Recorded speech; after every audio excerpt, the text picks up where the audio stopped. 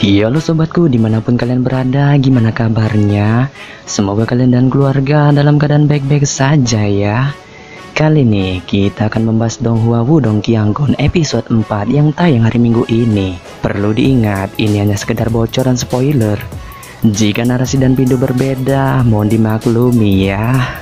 Untuk kalian yang penasaran tentang cerita Wudong Qiangun episode 4 ini yang tayang 1 minggu sekali, oke, langsung aja kita ke ceritanya. Let's go.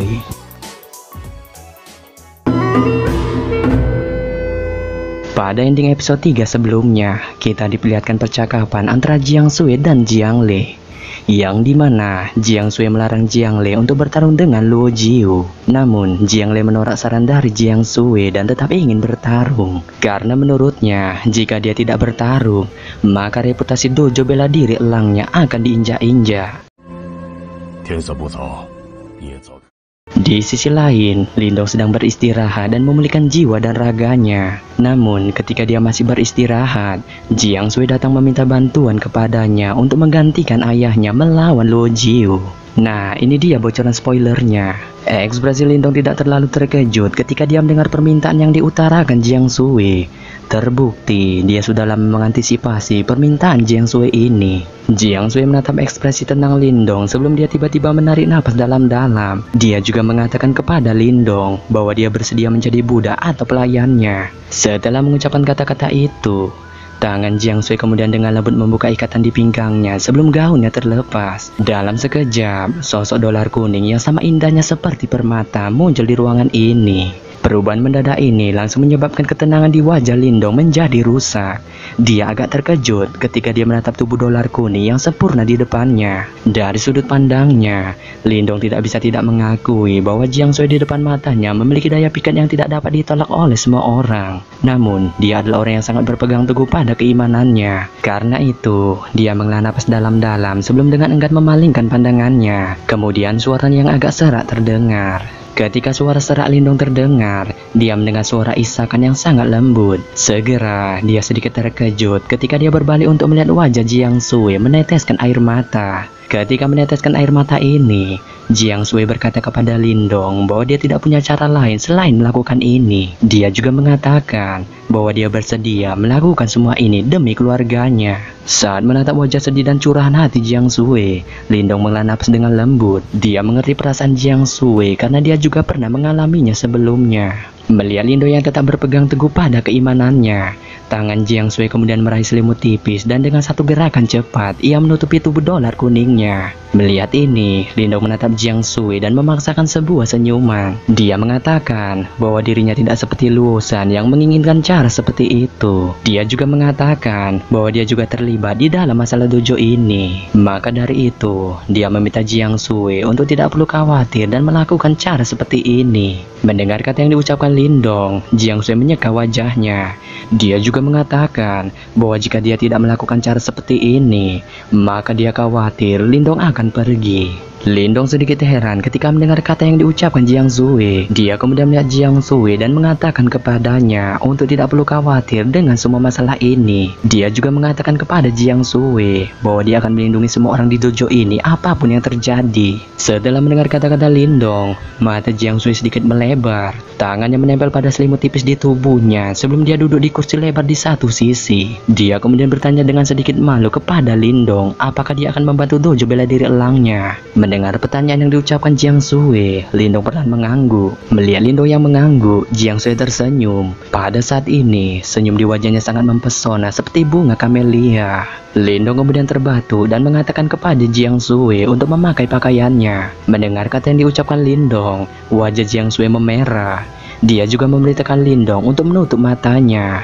Lindong mengabaikan perintah Jiang Sui sebelum dia dengan cepat menutup matanya. Ketika dia melihat wajah Jiang Sui yang praktis berubah marah setelah dia mengabaikan perintahnya, dia tertawa hampa dan segera menutup matanya. Saat Lindong menutup matanya, desakan berdebar seseorang mengenakan pakaian terdengar di kamar. Beberapa saat kemudian, aroma lembut menyapu dirinya sebelum dia bisa merespon. Namun, aroma lembut itu menghilang dalam sekejap saat suara lembut Jiang Sui berdering di telinganya. Itu dengan cepat berbalik membuka pintu dan meninggalkan aroma lembut saat ia dengan cepat menghilang di bawah sinar bulan. Saat aroma yang masih melekat di hidungnya perlahan menghilang, Lindong perlahan membuka matanya. Dia menatap pintu yang kosong, sementara dia dengan lembut menghela napas. Ketika Lindong membuka matanya pada hari berikutnya, sang surya yang hangat telah memancar dari luar jendela. Itu berubah menjadi sinar cahaya yang menerangi ruangan. Lindong meregangkan tubuhnya sebelum turun dari tempat tidur. Saat tubuhnya bergerak, gemuruh dipancarkan dari tubuhnya. Ini adalah suara unik dari daging dan kekuatan Yuan berpadu bersama. Saat suara ini menyembur keluar, dia merasakan kekuatan yang kuat mengikuti. Lindong dengan santai mencoba serangkaian teknik tinju untuk menghangatkan tubuhnya. Dia hanya berhenti ketika keringat perlahan muncul di dahinya. Setelah itu, tatapannya beralih ke pintu kamar yang tiba-tiba terbuka dengan lembut. Segera, Jiang Sui yang membawa baskom perlahan-lahan berjalan masuk. Matanya yang cerah menatap Lindong sebelum rona merah melekat di wajahnya yang cantik. Kemudian dia membasahi handuk dan dengan lembut meremasnya dengan tangannya sebelum menawarkannya kepada Lindong. Lindong tampak linglung saat dia menatap Jiang Sui. Lagi pula, sejak dia masih muda,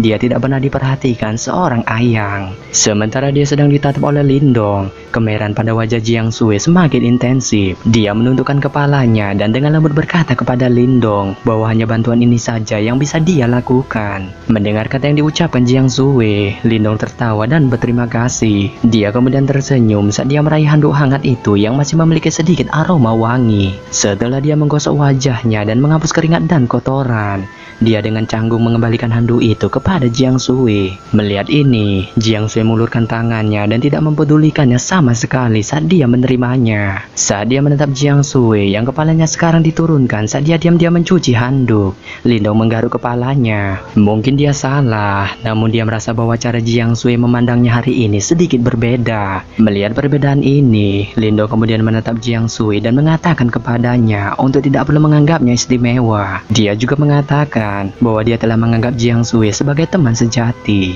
Mendengar kata yang diucapkan Lindong, Jiang Sui sedikit terkejut. Saat dia mengangkat kepalanya, matanya yang indah menatap lurus ke arah Lindong. Beberapa saat kemudian, senyum mempesona muncul di wajahnya lagi.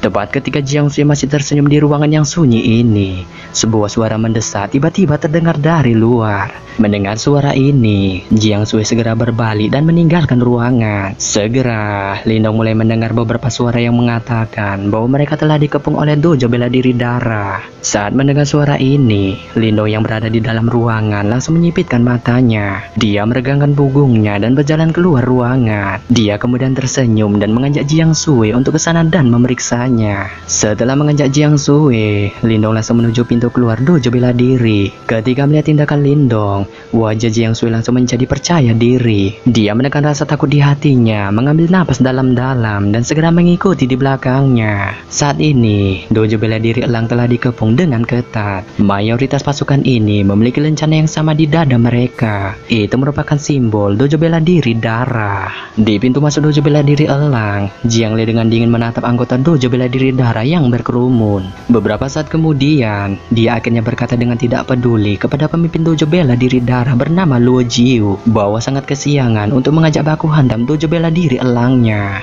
Mendengar kata yang diucapkan Jiang Li, Luo Jiu tertawa terbahak-bahak. Dia mengatakan kepada Jiang Li bahwa dia tidak berniat untuk mengajak baku hantam dojonya. Namun sebaliknya, kedatangannya ke sini adalah meminta dojo bela diri elang menyerahkan Lindong. Setelah mengucapkan kata-kata itu, Luo Jiu berteriak keras dan sangat marah semarah-marahnya. Setelah dia berteriak, beberapa pria di belakangnya segera mengangkat tandu. Segera, itu menunjukkan Luo Shan yang berbaring di atas tandu yang seluruh wajahnya rusak parah. Saat ini, Luo Shan tampaknya masih dalam keadaan koma. Sepertinya, tamparan yang diberikan Lindong sebelumnya sangat mengerikan. Jiang Li melirik Luo Shan yang koma saat sudut matanya sedikit bergerak. Dia sudah melihat bahwa Lindong telah melukai Luo Shan kemarin. Namun, dia jelas tidak menyangka bahwa Lindong akan sekejam ini. Meskipun demikian, pemukulan ini terasa sangat memuaskan baginya.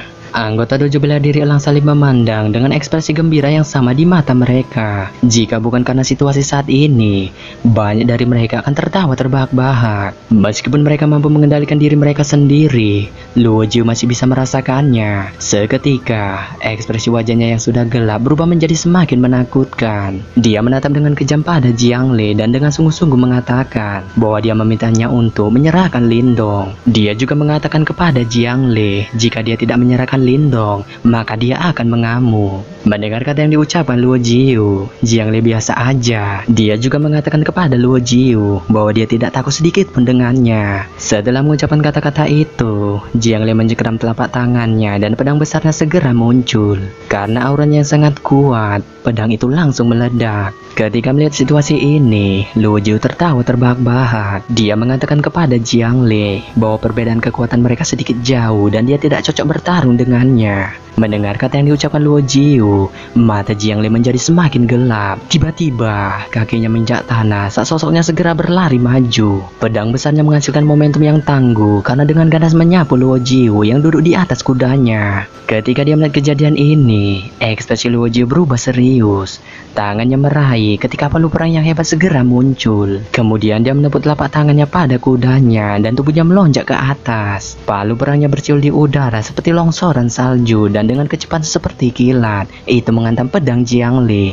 Raungan yang dalam dan gelombang kejut kekuatan Yuan meledak di udara.